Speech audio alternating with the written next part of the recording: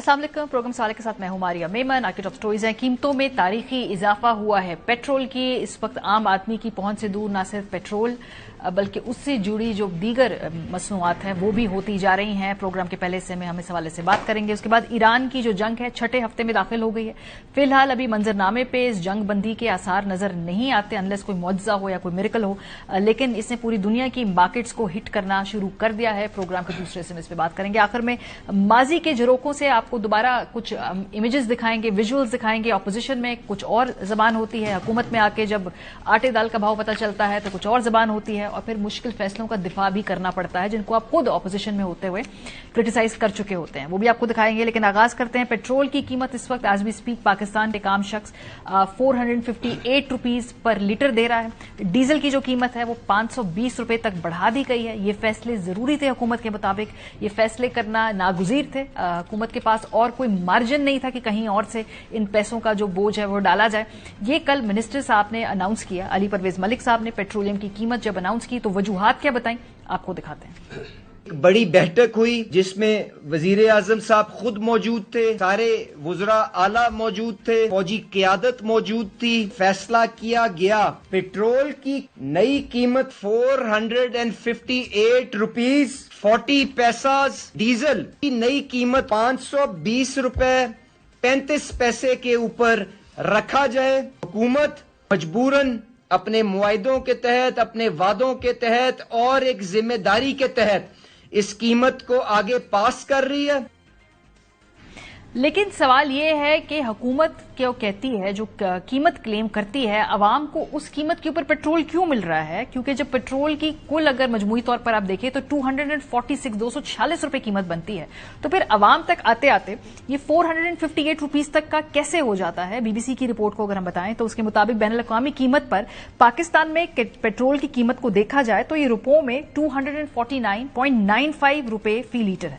ताहम पाकिस्तान में दरामदी सतह पर इस पर 24 रुपए फी लीटर कस्टम ड्यूटी लगाई जाती है। तेल और गैस शोबे के रेगुलेटर की वर्किंग के मुताबिक इसके बाद इसमें 25 पैसे रुपए फी लीटर का एक्सचेंज रेट एडजस्टमेंट लगा हुआ है, जिसके बाद इसकी पाकिस्तान में दरामदी कीमत 271.27 रुपए फी लीटर तक पहुंच जाती है। पूरे मुल्क में पेट्रोल की कीमत बराबर रखने के लिए इसमें 7.52 रुपए फी लीटर का इनलैंड फ्रेट इक्वलाइजेशन मार्जिन भी शामिल किया जाता है। इसके अलावा ऑयल मार्केटिंग कंपनियों का 7.77 रुपए फी लीटर और पेट्रोल पंप्स का 8.64 रुपए फी लीटर का नफा भी इसमें शामिल किया जाता है।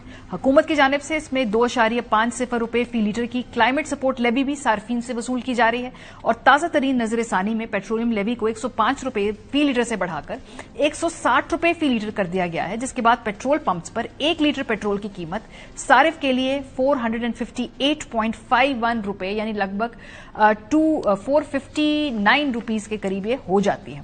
3 हफ्तों की सब्सिडी के बावजूद हम देखें तो उस खित्ते में पाकिस्तान की जो पेट्रोल की कीमतें हैं वो सबसे ज्यादा हैं।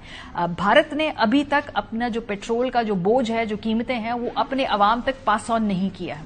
बांग्लादेश ने फिलहाल हमने देखा कि उन्होंने अपनी कंजर्वेशन जरूर की है लेकिन अभी कीमतें बढ़ाई नहीं है। पाकिस्तान के अंदर बढ़ी हैं, श्रीलंका में बढ़ी हैं, नेपाल के अंदर बढ़ी हैं और बढ़ती ही इस वक्त जा रही हैं। वजह क्या है जी? आबने हुर्मुज के ऊपर तेल का एक्सेस तो है, लेकिन जहां से मार्केट से इस तेल को खरीदना है वो तेल जो है उसकी अपनी कीमत इतनी ज्यादा हो चुकी है कि फिलहाल उसको उन मार्केट रेट पे हमें महंगा ही लेना पड़ेगा। इस वक्त अगर हम सूरत हाल देखें तो अपोजिशन जो है इस पे तनकीद कर रही है, हुकूमत इसको डिफेंड कर रही है, लेकिन साथ साथ इस वक्त कुछ मैयर्स भी लिए गए हैं मुख्तलिफ हुकूमतों की जानिब से, वफाकी हुकूमत और सूबाई हुकूमत की जानिब से। सो इस वक्त जब हमने देखा है कि ये मैयर्स जो पंजाब और सिंध की तरफ से अनाउंस किए गए हैं उसमें कुछ सब्सिडीज की बात हो रही है, कुछ टारगेटेड है सब्सिडीज। वो क्या है आपको सुनवाते हैं। साइकिल्स 2 व्हीलर्स के लिए 100 रुपए पर लीटर, 20 लीटर्स हर महीने के लिए, और ये अगले 3 महीने के लिए ये जो सब्सिडी है ये दी जाएगी। हर मोटरसाइकिल वाले को 1 महीने के लिए 2000 रुपए दिए जाएंगे। पब्लिक ट्रांसपोर्ट और गुड ट्रांसपोर्ट चारों सूबों में उनको 1 लाख रुपए महीना, जो 2 एक्सल के ट्रक्स हैं 70,000 रुपए और जो बड़े ट्रक्स हैं 80,000 रुपए महीना वो दिया जाएगा। 25 एकड़ से कम के जमींदार इनको हम 1500 रुपए फी एकड़, जो डीजल की प्राइस इंक्रीज हुई है वो कॉम्पनसेट हो जाएगी। पंजाब कहता है जी कि हम जो पब्लिक ट्रांसपोर्ट है ना उसके ऊपर आपको सब्सिडी दे रहे हैं, जितनी भी पब्लिक की ये जो ट्रांसपोर्ट हुकूमत चलाती है उसकी कीमत लोगों से वसूल नहीं की जाएगी। काश्तकारों को सब्सिडी देने की बात की है। ऑरेंज लाइन हो, मेट्रो बस हो, ग्रीन बस हो, स्पीड बस हो, उसके मुसाफिरों को टिकट नहीं खरीदना पड़ेगा, ये हुकूमत का कहना है। विफाक के अंदर आ जाए तो जो मेट्रो सर्विस है उसको 30 दिन के लिए फ्री किया गया है और मोहसिन नकवी साहब ने इसका अनाउंसमेंट किया। उन्होंने कहा जी कि वजीर आजम के कहने पर 30 दिनों तक पब्लिक ट्रांसपोर्ट जो है वो फ्री है। सो ये कुछ जगह पे टारगेटेड सब्सिडी दी गई है 30 दिनों के लिए, लेकिन ये ओवरऑल जो पॉलिसी है इस पे सवालात भी हैं, वो पूछेंगे प्रोग्राम के हिस्से में। कैसर अहमद शेख साहब हमारे साथ मौजूद हैं, वफाकी वजीर बराए बहरी अमूर, जुबैर साहब मौजूद हैं, साबिक गवर्नर सिंध, बहुत शुक्रिया। शेख साहब, सूरत हाल ये है कि ये जो लेवी बढ़ाई गई है इसके ऊपर सबसे बड़ा एतराज है कि चूंकि एफबीआर के अपने टारगेट्स पूरे नहीं हो रहे हैं तो पेट्रोल की दुनिया में बढ़ती कीमत के खाते में आप लोगों ने लेवी डाल के एफबीआर के टारगेट्स भी हासिल करने की बात कर ली है, तो वो भी आवाम को बीच में टीका आपने बड़े मजे से लगा दी। बिस्मिल्लाहिर्रहमानिर्रहीम। इसमें तो कोई शक नहीं जी कि आम आदमी पे इसका बहुत बोझ पड़ रहा है। ट्रांसपोर्ट हर चीज़, जब ये पेट्रोल की प्राइस बढ़ जाती है तो उसके ऊपर हर चीज़ की कास्ट बढ़ जाती है और लोगों को महंगाई का इन्फ्लेशन फिर इन्फ्लेट होता हर चीज़ पे जब होता है तो इसमें दो राय नहीं हो सकती, ना इसको डिफेंड किया जा सकता है। लेकिन दुनिया में जो आप देखें बुरहान की कैफियत है, तकरीबन 6वां हफ्ता शुरू हो गया जंग में और इन हालात में सब्सिडी अनाउंस हुई है। अब जो असल क्रंच आएगा ना वो तो कार पे आएगा या बड़े बड़े जो तो मुझे ये तो आपको भी अंदाजा है कि वो लोग तो सरवाइव कर सकते हैं ना, बड़ी इनकम के लोग होते हैं जो कि गाड़ियां रखते हैं। अगर अब पिछले बार मैं खुद ईसीसी का मेंबर हूँ, हमने 100 अरब रुपए जो हमारी डेवलपमेंट का प्रोग्राम था उसमें हमने कट किया। 1000 अरब का टोटल प्रोग्राम था। पिछले हफ्ते को सब्सिडी को यानी करिए कि हमने कहा कि सब्सिडाइज करें, प्राइस तो बढ़ गई थी तो हमने उतनी नहीं बढ़ाई, लेकिन वो 100 अरब रुपए जो कट हुआ वो उस पर आप तनकीद नहीं कर रही कि वो असल है क्रंच, वो आम आदमी पे इस्तेमाल का है। वो गली बननी है, मोहल्ला बनना है, वो उसमें बिजली के मीटर लगने हैं, उसमें हम देख रहे हैं ना कि हम इलाकों में जाते हैं तो लॉन्ग टर्म में देखिए ना, नहीं वो लॉन्ग टर्म नहीं है, बहुत बड़ा इम्पैक्ट है। देखिए मैं आपको इसको जस्टिफाई कर रहा हूँ कि अगर तो वो ना करते, ठीक है, वो जो हमने वहां से ली सब्सिडी तो इसको प्राइस नहीं बढ़ी ना, तो प्राइस नहीं बढ़ी तो गाड़ियों वालों की नहीं बढ़ी, तो कार वालों को सब्सिडाइज करने के लिए गरीब आदमी से काट रहे हैं और आपको तो तनकीद करनी चाहिए। तो उसमें मैं खुद उसमें कहता हूं कि वो भी गलत था, उसमें मैं एग्री कर रही हूं। गलत नहीं है उसको पास ऑन ना करना।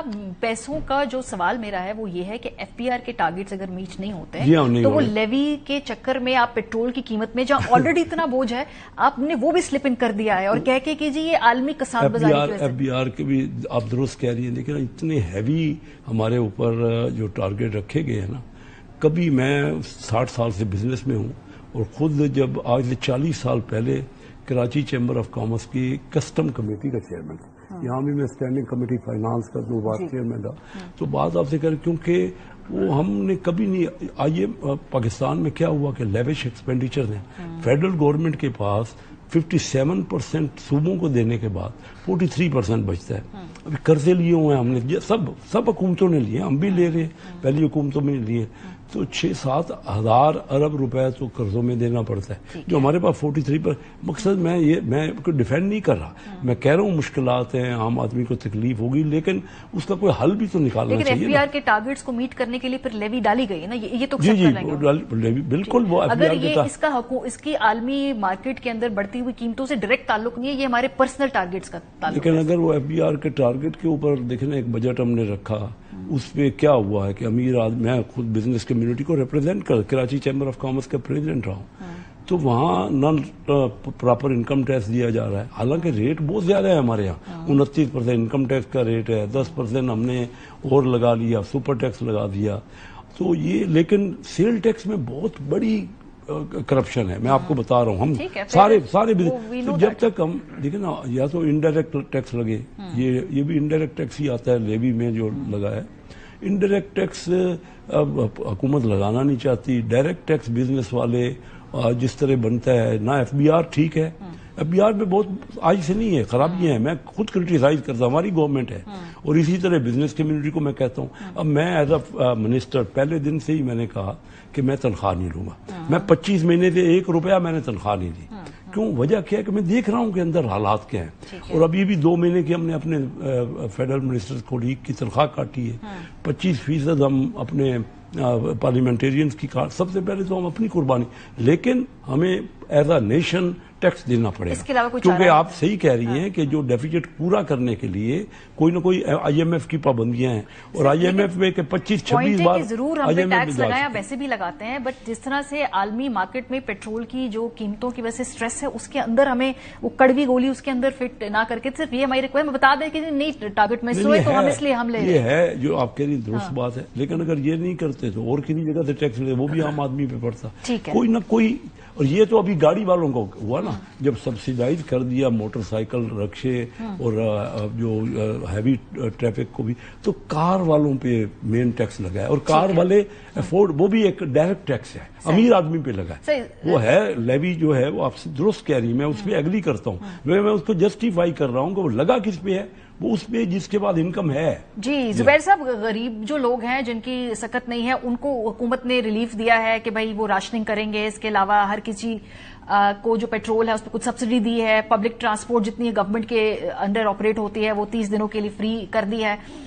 لیوی کے اوپر وہ کہہ رہے ہیں کہ جی ہمارے ٹارگٹ میں میچ نہیں ہوئے تو پھر ہم نے اس پہ مطلب یہ اس کو وہ کنٹیسٹ ہی نہیں کر رہے ہیں. ادر دین دیٹ جو باقی حکومت کی اس وقت اسٹریٹجی ہے، یہ درست ہے؟ میرا خیال ہے اتنی ناکام حکومت میں نے اپنی تاریخ میں نہیں. کیسر شیخ صاحب نے تو بالکل ہاتھ اٹھا دیے ہیں کہ جی ہاں یہ بھی صحیح ہے، ٹیکس بھی نہیں کلیکٹ کر سکتے. ٹیکس FBR کے جو چیئرمین ہیں وہ سب سے پسندیدہ شخصیت ہے پرائم منسٹر آف پاکستان کے، ہر میٹنگ میں بیٹھے ہوتے ہیں، ان کو اپریشیٹ کیا جاتا ہے، اور ان کی وجہ سے سارا بوجھ پاکستان کے عوام پر ڈالا جا رہا ہے. پہلی بات تو یہ ہے کہ these were very very unusual circumstances. International oil prices اتنی سگنیفیکنٹلی بڑھ گئی. آپ کو پتا ہونا چاہیے کہ اس کا امپیکٹ پاکستان کے عوام پر اور پاکستان کے بزنسز پر اور کاسٹ آف آپریشن وغیرہ پر سب پر کیا پڑے گا. 29 روپیز آپ جو ہے وہ انٹرنیشنل آئل پرائسز کی وجہ سے ہمیں پاس آن کرنا ہے. تو آپ نے 55 روپیز اپنا ڈال دیا. مطلب کوئی ایک بیلنس ہوتا ہے نا. وقت بڑھایا تو اس میں 25 روپے اپنا ڈال دیا تھا. 14.1 ٹریلین کا ٹارگٹ رکھا، میں نے نہیں رکھا، آپ نے نہیں رکھا، انہوں نے رکھا، IMF کے ساتھ مل کے رکھا، اور بڑے جوش و جذبے سے رکھا. اور وزیر اعظم نے تقریریں کی، نکال کے دیکھ لے 14.1 ٹریلین ہم لے کے دکھائیں گے. اب اس میں اوریجنل ٹارگٹ سے آپ 800 بلین روپے پیچھے 9 مہینے میں، اور 600 بلین روپے آپ پیچھے ریوائز ٹارگٹ سے. اور بوجھ کس پر ڈال رہے ہیں؟ پاکستان کے عوام پر. اب مجھے اور آپ کو کیا پتا باریا کہ اگلے 3 مہینے میں یہ کتنی کم کلیکشن کریں گے اور اس کا بوجھ فردر کیوں ڈالیں گے. اتنے انیوژل سچویشن میں ایون 79 روپیز بڑھانا would have been the biggest ever increase in Pakistan history. کم سے کم یہ تو خیال کرنا چاہیے تھا. اور پھر اس کے بعد پھر جو سب سے بڑی بات یہ ہے کہ اس کو چھپانے کے لیے I would amount to say کہ جھوٹ بول رہے ہیں کہ جی انٹرنیشنل کہیں ذکر کیا تھا پیٹرولیم منسٹر نے یا فائنانس منسٹر نے کہ ہم لیوی میں اس لیے بڑھا رہے ہیں کہ ہمارا شارٹ فال ہے. نہیں ذکر کیا نا. سب لوگوں کو 25 کروڑ عوام کو ایسا میسج دیا کہ انٹرنیشنل آئل پرائسز میں ہمیں پتھر رکھ کے، پتھر اس لیے نہیں آپ نے رکھا کہ انٹرنیشنل آئل پرائسز بڑھی، پتھر اس لیے رکھا ہے کہ آپ کی اپنی ناکامی ہے. سر IMF بھی تو ہے نا زبیر صاحب، اتنا آسان بھی نہیں ہے، اتنے بھی آزاد منش نہیں نا ہم. IMF ہے، آپ اس کے ساتھ ایک معاہدہ کر رہے ہیں، وہ معاہدہ بڑی مشکل سے اس کا اگلا جو فیز ہے وہ ہوا ہے، تو اتنی آسانی گورنمنٹ کے لیے بھی نہیں ہے، اس کو بھی اپنے وہ بھی کس کا قصور ہے. دیکھیں نا، پہلی بات یہ ابھی انہوں نے کہا قرضے اتنے بڑھ گئے. آپ نے ٹیکس کلیکشن میں 300% سے زیادہ اضافہ کیا پچھلے 4-5 سال میں، اور قرضوں میں 400% سے زیادہ اضافہ کر دیا. تو واٹ از دا فن کہ آپ نے عوام پر، سیلریڈ کلاس پر، عام لوگوں پر اتنا بوجھ ڈالا ٹیکسز کا، تو اس کی وجہ سے آپ کا جو ڈیفیسٹ ہونا چاہیے تھا وہ کم ہونا چاہیے تھا اگر آپ ایکسپینڈیچر کو کنٹرول کر کے چلتے. آپ نے 36.5 ٹریلین روپیز کا قرضوں میں اضافہ کر دیا پچھلے 4 سال. فرام 43 ٹریلین ٹو 80.5 ٹریلین پر آپ لے گئے. صحیح. اور ابھی بھی میں آپ کو ایک ایگزامپل دیتا ہوں, ایف بی آر کو ٹھیک کرنے کے لیے $500 ملین کا آپ ایشین ڈیولپمنٹ بینک سے قرضہ لے رہے ہیں. آئی مین آپ کے پاس, اچھا پھر مبارکباد دیتے ہیں, پھر جشن مناتے ہیں. تو سب سے بڑی بات, اور دوسری بات یہ ہے کہ جو $100 کا انہوں نے دیا موٹر سائیکل والوں کے لیے, اس میں بھی دیکھ لیں نا, $100 کا دیا نا تو 458 کی جگہ 358 ہوگا, وہ بھی لمیٹڈ ہے, ان لمیٹڈ نہیں ہے. میرا خیال ہے کتنے وہ 20 لیٹر ہیں یہ کتنے ہیں. تو اس میں 16 اس میں مجھے نہیں پتا کہ وہ کیسے کیلکولیشن ہوگا, بٹ لیٹس ایزیوم کہ اس میں پیٹرولیم لیوی جو ہے وہ 160 کی جگہ ان سے $60 لی جائے گی. I mean I am assuming, although details have not come. تو اس سے بھی تو آپ $60 لے رہے ہیں ٹیکس.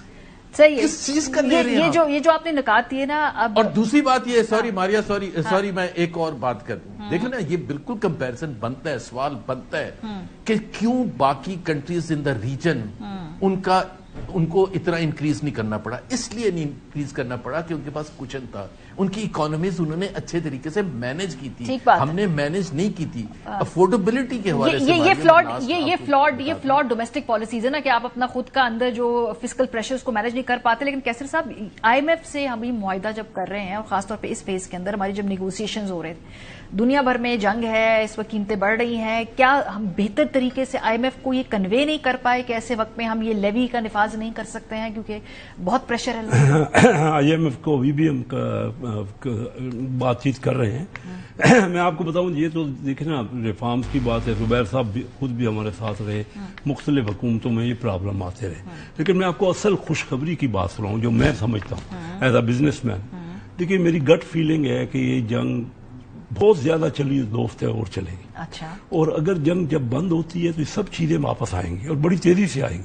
اور پاکستان جو ایمرج ہوا ہے اسٹیبل کنٹری, یہ تمام گلف کنٹریز جو ہیں اس میں لوگ اپنا پیسہ, پاکستانیوں کو بہت بڑا پیسہ, میں جانتا ہوں ایز اے بزنس کمیونٹی کے ریپرزینٹیٹیو سے, ہیوج انویسٹمنٹ پاکستانیوں کی یو اے ای میں اور دوسری گلف کنٹریز میں گئی ہیں, کیونکہ وہاں ٹیکس ریٹ کم تھا, ہمارے یہاں زیادہ تھا. اب جنگ کے بعد وہ ممالک وہ اتنا اسٹیبلٹی نہیں دکھائی. ہمارے یہاں ہمارے پرائم منسٹر صاحب کی دانشمندی, ہمارے فیلڈ مارشل کی جو مل کے انہوں نے کام کیا, آئندہ دینے والے 15 دن کی بات ہے, یہ بالکل کرنچ ہے, مشکل ہے. 15 دن میں میں دیکھ رہا ہوں کہ بہت بڑا سرمایہ پاکستان میں آنے واپس آئے گا, ریورس. اس لیے ہمیں تھوڑا بہت ان کو انسینٹیو دینا ہے. اور ہم سوچ رہے ہیں کہ ریئل اسٹیٹ میں, کیونکہ پیسہ جو گیا تھا نا پاکستان سے وہ پچھتا رہے ہیں. میں اس وقت بھی کہتا تھا ان کو اپنے بزنس مین کولیگ کو کہ پیسہ لے کے جا رہے ہیں, اس وقت تو دیکھ رہے تھے کہ وہاں پہ کیبنٹ کی سوچ ہے, کیبنٹ میں آپ کی ذاتی بات کر رہا ہوں, میں پرسنل بات کر. کیبنٹ میں تو ابھی 2 مہینے سے ہماری کوئی کیبنٹ میٹنگ نہیں ہوئی, تو اس میں کوئی زیادہ ڈسکشن نہیں حکومت کی سوچ ہوں گے. حکومت کی سوچ تو میری میں فیڈرل منسٹر ہوں, میں ان کو بتا تو رہا ہوں نا حکومت کی طرف. میں سمجھتا ہوں کہ ابھی ہم یہ کریں گے, اور خوشخبری یہ ہے پاکستانیوں کے لیے کہ پاکستان میں بہت بڑی اپرچونٹی, دیکھیں بلیسنگ ان ڈسگائز ہے. یہ اپرچونٹیز جو آ رہی ہیں نا, اس کو میں نے کل قومی اسمبلی میں بھی یہی بات کی ہے. ہمیں اب کچھ انسینٹیو دینے ہیں کہ وہ پیسہ کس طرح ادھر نہ چلا جائے, ہانگ کانگ نہ چلا جائے, وہ سنگاپور نہ چلا جائے, وہ اور ملکوں. پیسہ تو اب گلف میں نہیں رہے گا, کیونکہ گلف ہم پاکستان ایک سٹیبل مضبوط اور علاقے کا ایک ایسا کنٹری ہے جس پہ اب اعتبار ہوا ہے. تو ہمیں تھوڑا سا اپنے ٹیکسٹ میں ڈسکس کرنا چاہیے کہ کیا ہم ریلیف کر سکتے ہیں, اس پیسے کو اپنی طرف لیور کریں. زبیر صاحب, یہ حکومت کہہ رہی ہے جی بلیسنگ ان ڈسگائز ہے, مطلب یہ سوچ ہے کہ جب یہ سب چیزیں سیٹل ہوں گی تو ریورس ہوگا اور پیسہ شاید پاکستان لایا جا سکتا ہے, اس کے لیے ہمیں انسینٹیوائز کرنا ہوگا, اس طرح کی منفی باتیں نہیں کرنی ہوں گی. بالکل ہمارے ایلیٹ کی تھنکنگ ہے, ایسا کچھ بھی نہیں ہونے والا. You have not fixed any thing about your country. یہ اسی بیسس پر ہے جیسے 4 سال سے وزیر اعظم, ان کی ایفرٹ کو تو کوئی بھی نہیں انڈر اسٹیمیٹ کرتا کہ انہوں نے جا کے کوشش کی ہے, پیسہ لانے کی, انویسٹمنٹ لانے کی کوشش کی ہے. I think the number of trips جو انہوں نے کیے ہیں کسی نے بھی پاکستان کے وزیر اعظم نے نہیں کیے. ایم او یوز جتنے انہوں نے سائن کیے, لیکن ہوا کیا, foreign direct investment has plunged, because اس کے جو محرکات ہوتے ہیں بالکل ڈفرنٹ ہوتے ہیں. وہ پیسہ ادھر جاتا ہے جہاں سیفٹی ہو, جہاں سیکیورٹی ہو, جہاں لا اینڈ آرڈر ہو, جہاں انسینٹیوز ہوں, جہاں آپ کا پیسہ سیف ہو, جہاں آربیٹریشن رول, آپ کی جو جوڈیشری ہے اس میں فیئرنس ہو. یہ نہ ہو کہ کل کو جھگڑا ہوگا تو ایک کسی کا فون جائے گا, حکومت کے حق میں کر دیں گے. کبھی بھی نہیں پیسہ آئے گا. That is why it has not come so far. So how will it come now? ابھی تک تو آیا نہیں تھا. دوسری بات میں آپ کو ابھی کی خبر دے دوں, شہباز رانا کی ابھی 15 منٹ پہلے کی خبر ہے کہ $3.5 بلین جو کہ وہ ان کے پڑے تھے اسٹیٹ بینک آف پاکستان میں UAE کے, پاکستان نے فائنلی ڈیسائیڈ کر لیا, بیکاز فائنلی کیا ڈیسائیڈ کر لیا, UAE ہیز ناٹ ایگریڈ. وہ مہینہ آگے لے کے جا رہے تھے, کلیئرلی کرائسس نظر آ رہا تھا کہ they were not agreeing to roll over for a year. اب انہوں نے, پاکستان نے ظاہر ہے is left with no option. تو ابھی تو درہم سے نیچے گریں گے ریزروز, سو مشکلات میں اضافہ ہوگا, اور ظاہر ہے اس کی وجہ سے کرنسی پر بھی پریشر آئے گا. بہت شکریہ کیسر احمد شیخ صاحب ہمارے ساتھ موجود تھے. زبیر صاحب پروگرام کے سلسلے میں موجود. بریک پہ جائیں گے, جب واپس آئیں گے تو ایران تنازع کے حوالے سے ذرا ملیٹریلی اور ڈپلومیٹک کانٹیکس میں بھی اس کا جائزہ لیں گے. بریک کے بعد ہمارے ساتھ رہیے.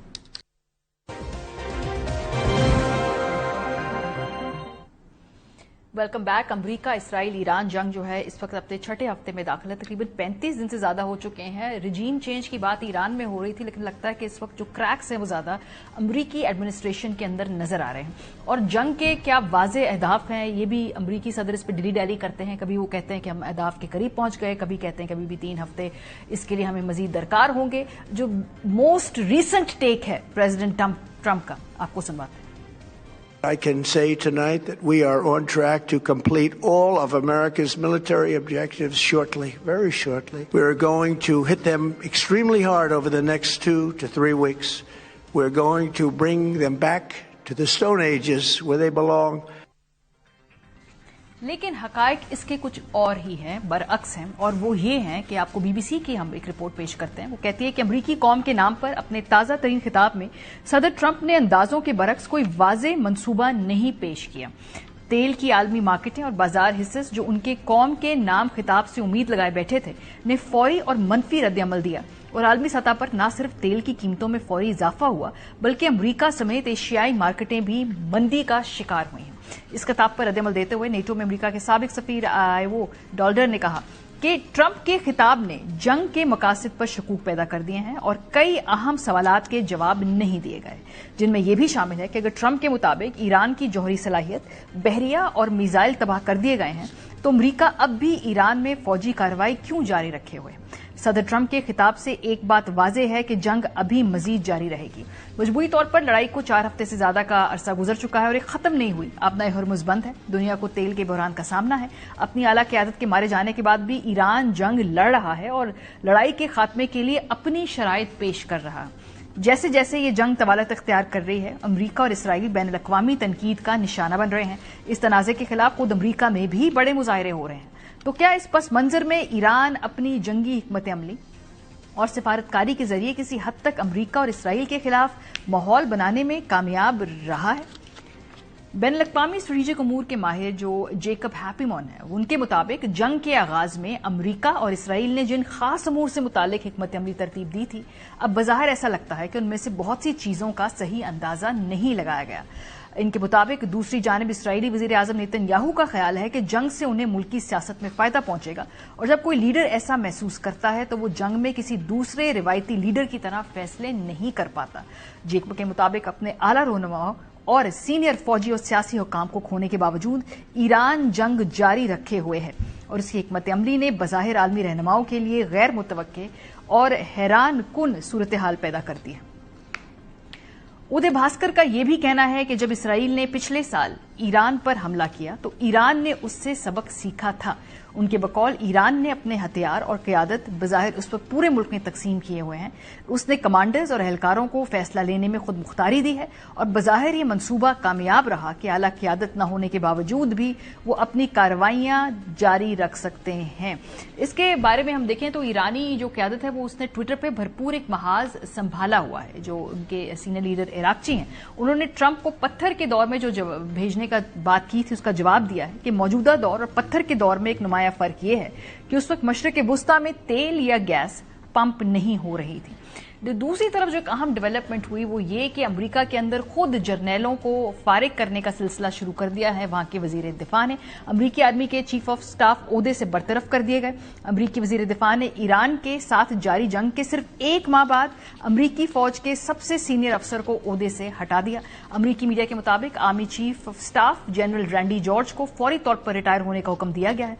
पेंटागन के जराये का कहना है कि फैसला फौजी क्यादत में इख्तलाफात के बाइस किया गया है, क्योंकि वजीर दिफा ऐसी क्यादत लाना चाहते थे जो डोनाल्ड ट्रंप के फौजी विजन को मुकम्मल तौर पर नाफिज कर सके।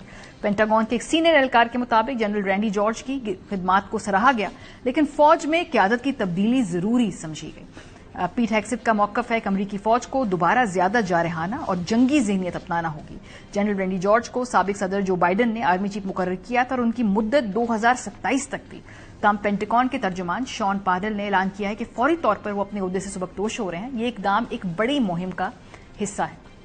इससे पहले भी कई आला फौजी अफसरान को हटाया जा चुका है, जिनमें अमरीकी बहरिया के सरबराह और chairman joint chief of staff शामिल है। गुज़श्ता एक साल में दर्जनों जर्नैल और एडमिरल्स या तो कबल अज़ वक्त रिटायर हुए या ओहदों से हटा दिए गए।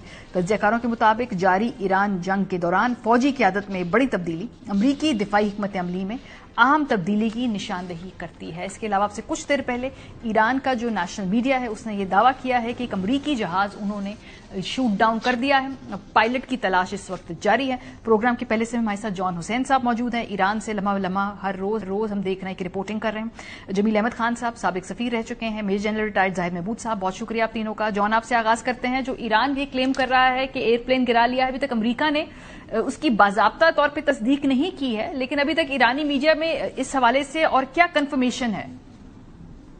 Miss Maria, thank you so much for having me. देखिए, ये तो कंफर्म किया जा चुका है, मैंने कंफर्म किया है कि F-15 नो डाउट गिरा है। उसकी पिक्चर्स भी सामने आ गई हैं।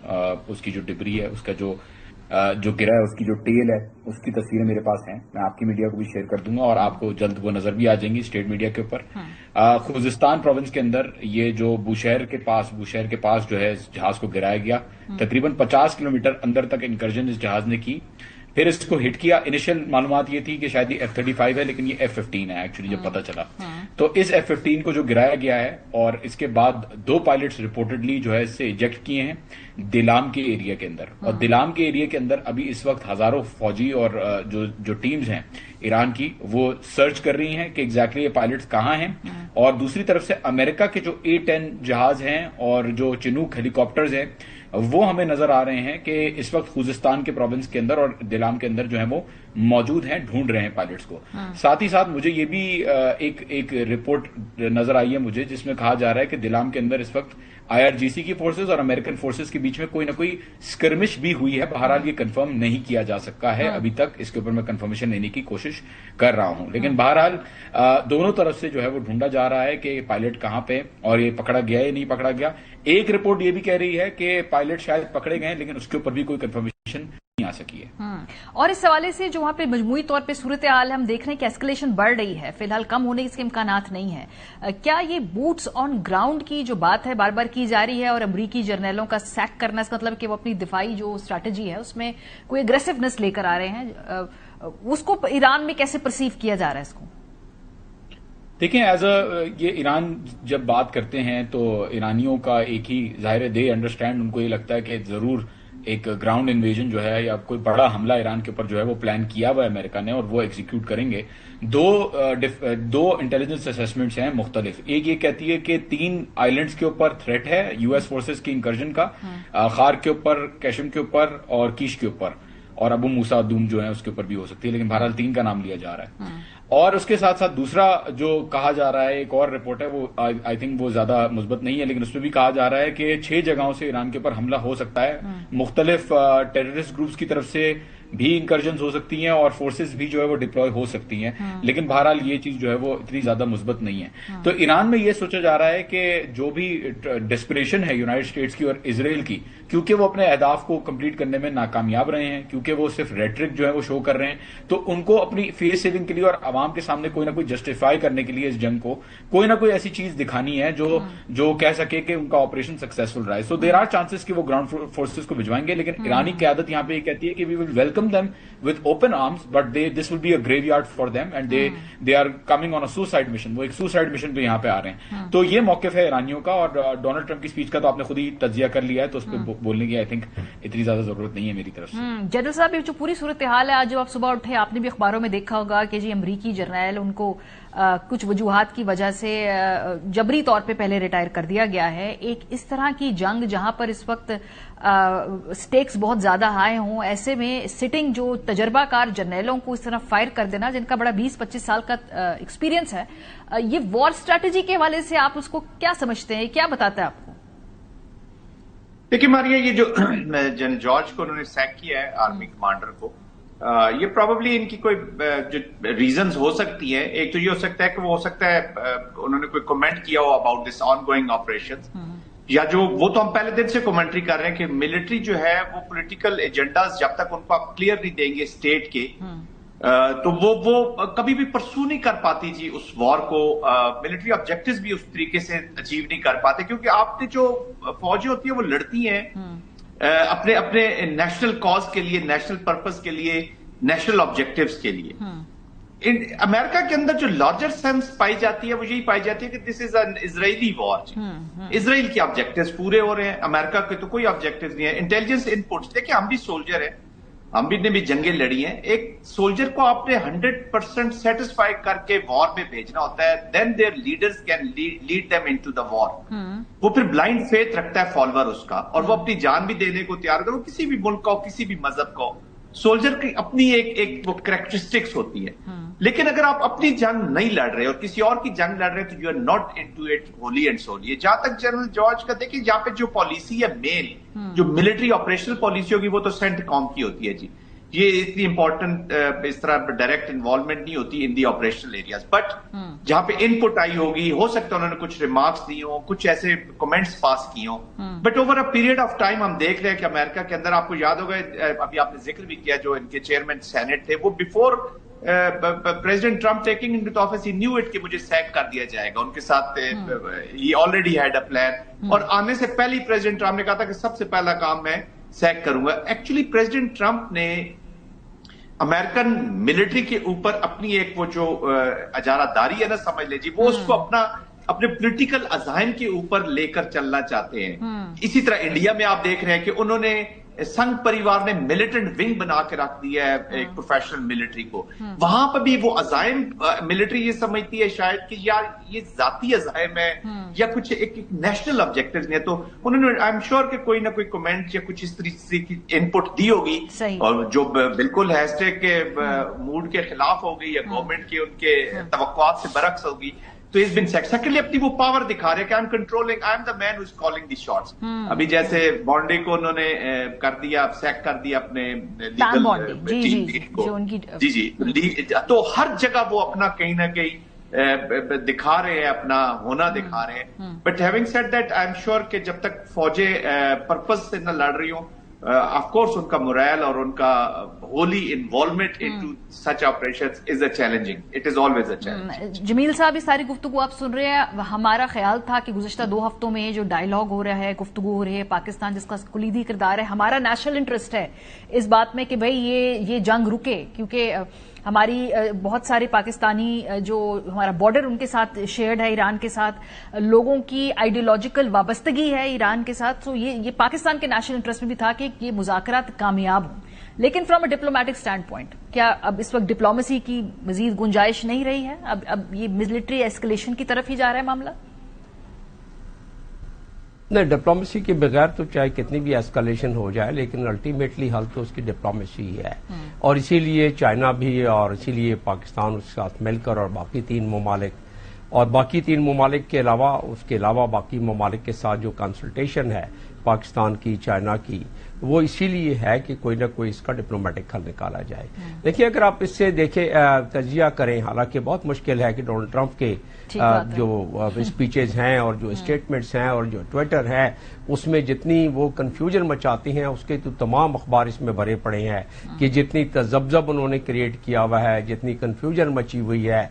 लेकिन एक चीज तो क्लियर है, वो कहते हैं कि जी बस हम 2 से 3 हफ्ते में जो है अपने अहदाफ पूरे कर लेंगे. उससे पहले वो कह चुके हैं अहदाफ पूरे कर चुके हैं. تو بہرحال اگر اس آخری اسپیچ کو بھی اگر ہم بینچ مارک بنا لیں اور دنیا اگر اس پہ ہی تجزیہ کرنا شروع کر دے، اسے 2 سے 3 ہفتوں کا مطلب یہ ہے کہ ان کے ذہن میں یہ ہے کہ 2 سے 3 ہفتوں میں وہ اس قابل ہو جائیں، انہوں نے گراؤنڈ تو ویسے بنایا ہوا ہے کہ انہوں نے جنگ جیت لی ہے، کہ مزید کچھ اپنی قوم کو بتا سکیں اور دنیا کی سب سے بڑی ایک عسکری قوت، جو دنیا کی سب سے بڑی ایک فوج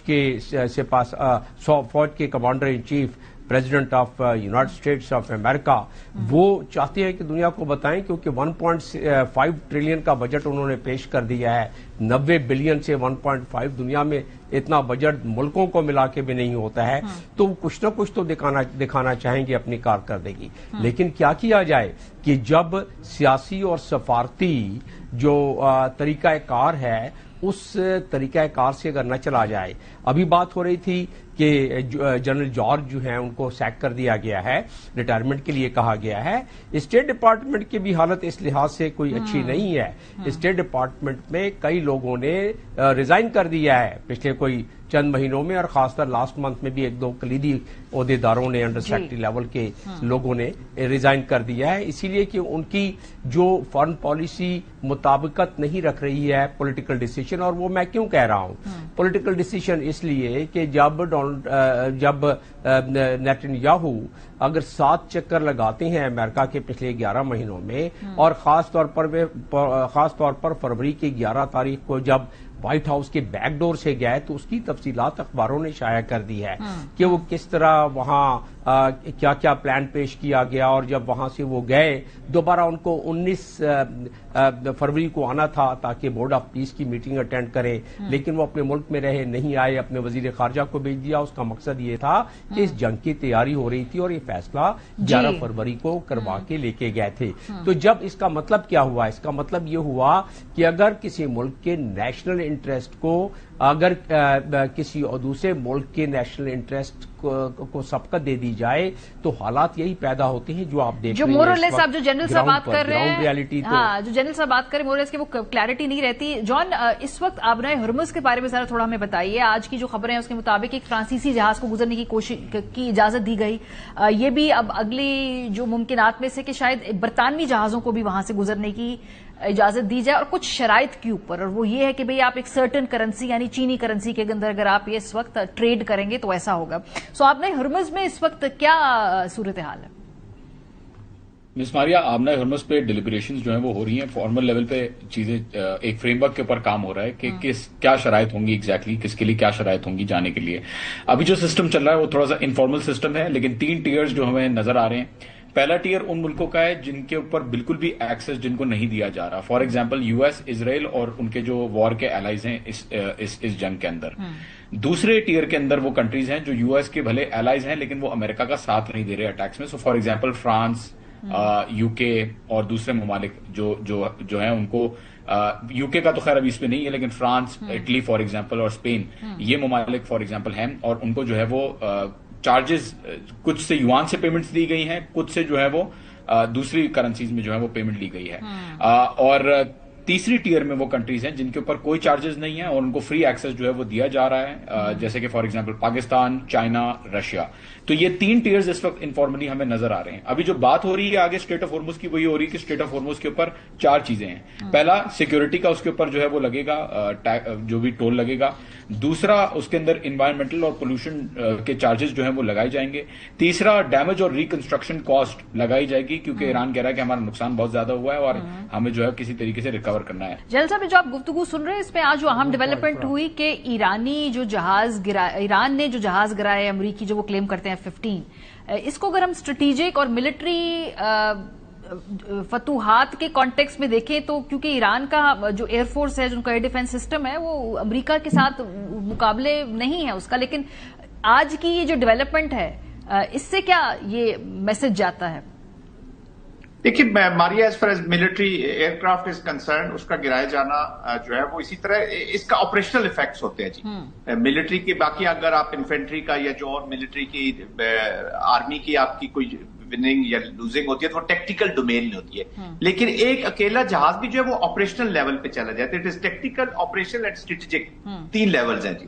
तो वो उसको एक ऑपरेशनल लेवल पे समझा जाता है। देखिए एक जनरल जो रिव्यू चला जा रहा है वो यही लिया जा रहा है कि ईरान के ऊपर air control is with the American. जिस तरह बातें हो रही थी कि जी B-52 भी फिर रहे हैं, बाकी भी एयर इज विद अस, उन्होंने ऑलरेडी प्रेसिडेंट ट्रंप भी क्लेम कर रहे हैं कि जी we have the air control. Air dominance तब होती है जब ईरान भी एयर में हो और आप भी हैं, लेकिन डोमिनेट आप कर रहे हो, अमेरिका कर रहे हो। तो ये एयर कंट्रोल उससे भी ऊपर है कि एयर में इट इज अमेरिका और कोई भी नहीं है। तो वो इंप्रेशन यही था।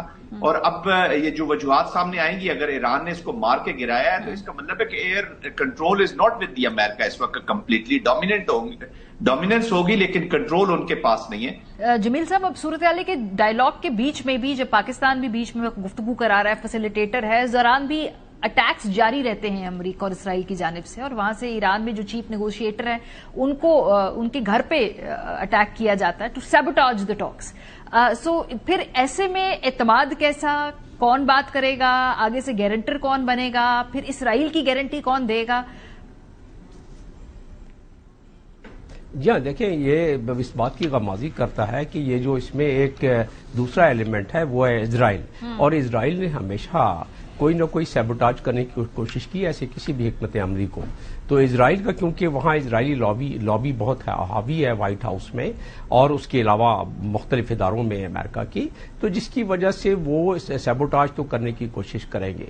हमने अभी तो जिक्र कर लिया कि जो नेशनल इंटरेस्ट अमेरिका का है उससे ज्यादा इजराइल का नेशनल इंटरेस्ट मुकद्दम आ जाता है, और यही वजह है कि आप देख रहे हैं कि जो वहां एक इज़्तिराब सा है स्टेट ऑफिस में और साथ साथ जो मिलिट्री कंपोनेंट है।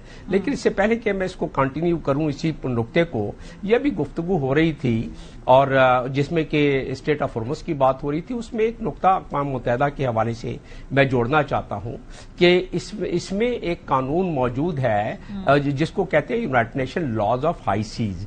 United Nation of law of high seas में उनके आर्टिकल 24 के तहत उस टेरिटोरियल मुल्क को ये अख्तियार हासिल है, और वाज़ेह रहे कि हॉर्मुज़ जो है बिल्कुल उनकी टेरिटोरियल जो सॉवरन टेरिटोरियल हुदूद में स्टेट ऑफ हॉर्मुज़ आता है ईरान के, लिहाजा ईरान को ये हक हासिल है आर्टिकल 24 के तहत कि वो अपने रेगुलेशन उस पे लागू करे, और उसमें मौसमियात आ जाता है, उसमें पोल्यूशन आ जाता है, उसमें अगर उसको सिक्योरिटी का खदशा और खतरा हो तो आर्टिकल 19 के तहत लॉ ऑफ सीज के तहत वो कर सकता है। मैंने कहा इसकी वजाहत कर देता हूं और फिर अब दोबारा आ जाते हैं वो जो नुक्ता जहां मैंने बात छोड़ी थी, वो ये है कि इजराइल का, क्योंकि इसमें सैबोटाज करना एक बात समझ में आने वाली बात है, क्योंकि इजराइल तो चाहता है कि इस पूरे खित्ते में अफरा तफरी रहे, अफरा तफरी होगी। ये तमाम जो हैं ममालिक, जिस तरह के बहरीन ने कल एक अपनी रेजोल्यूशन मूव की है यूनाइटेड नेशन सिक्योरिटी काउंसिल में, जिसमें तमाम गल्फ कंट्रीज ने कहा है कि फोर्स के जरिए हॉर्मुज़ पर किसी तरह कंट्रोल हासिल किया जाए, जिसका मतलब यह है कि उसके पसे पर्दा उनसे रेजोल्यूशन करवाई गई है। देखिए उसका बाद में क्या शुरू होता है, जिसपे चाइना, रशिया और फ्रांस ने एतराज किया है कि there is no military solution to it. तो कहने का मकसद ये है कि वो भी कोई ताकत पसे पर्दा रह के ये रेजोल्यूशन मूव कराने की कोशिश कर रही है किसी तरीके से, ताकि गल्फ कंट्रीज को एक जवाब मिल जाए, अमेरिका उसको अपनी मिलिट्री माइट के जरिए पुश करे और ये दस्तो गिरबान ज्यादा हो जाएं। बात आ जाती है पाकिस्तान की, आपने मुझसे सवाल किया, वो आधा जवाब दे दिया मैंने। आधा जवाब ये है कि पाकिस्तान चाइना के तो सबसे ज्यादा, बल्कि पाकिस्तान चाइना इस खत्ते के तमाम ममालिक, खासतौर पर चाइना का इसमें जियो स्ट्रेटेजिक इंटरेस्ट भी है, जियो इकोनॉमिक इंटरेस्ट भी है चाइना का। और क्योंकि इस वक्त दुनिया ग्लोबल नॉर्थ से ग्लोबल साउथ की तरफ सफर शुरू हो चुका है और ये ट्रिगर कर दिया है इस जंग ने उस सफर की तेजी को, मोमेंटम को, और क्योंकि ट्रिगर हो गया है तो अब ये रुकने वाला नाम नहीं लेता। रहा सवाल के इसके दौरान असैसिनेशन, वो सैबोटाज चाहे इजराइल के कहने पर हो या अमेरिका उसको कर रहा हो, क्योंकि ईरान ने साबित कर दिया कि उससे फर्क नहीं पड़ता। ठीक बात है। बहुत शुक्रिया। आप तीनों रात का ब्रेक पे जाएंगे तो कंक्लूडिंग नोट होगा हमारे साथ रहिए। वेलकम बैक जी। सियासत भी बड़ी ही बेरहम शय है। जब आप अपोजिशन में हो तो बहुत सारी बातों के ऊपर आप खुल के पोजीशन लेते हैं और उस पर सियासत भी करते हैं और अपनी जो पॉलिटिकल कद उसको बढ़ाने की कोशिश भी करते हैं। पाकिस्तान के अंदर पेट्रोल की कीमतों का शुमार भी ऐसे ही इश्यूज में होता है। आज हुकूमत बड़े जोरों शोर से बढ़ चढ़ के जिन कीमतों के इजाफे का दिफा कर रही है, माजी के अंदर पेट्रोल की कीमतों में जरा सा भी इजाफा हुआ करता था तो वो कैसे एक तरीके से वावेला मचा दिया करते थे। ये मेन स्ट्रीम क्यादत है जी, जरा उनके कुछ बयानात उन्हीं को हम याद दिलाते हैं, मुलाहिजा कीजिए। आख जो खबर है वो ये है कि जिस तरह आवाम के ऊपर आज पेट्रोल बॉम्ब जो है वो उनके ऊपर बिजली बन के गिरा है। आज सबकी सरकारी गाड़ियां नहीं है, फर्राटे भरती हुई मर्सिडीज नहीं है जिनके अंदर सरकारी पेट्रोल डलता है, आवाम की जेबों से निकलकर वो पेट्रोल आता है।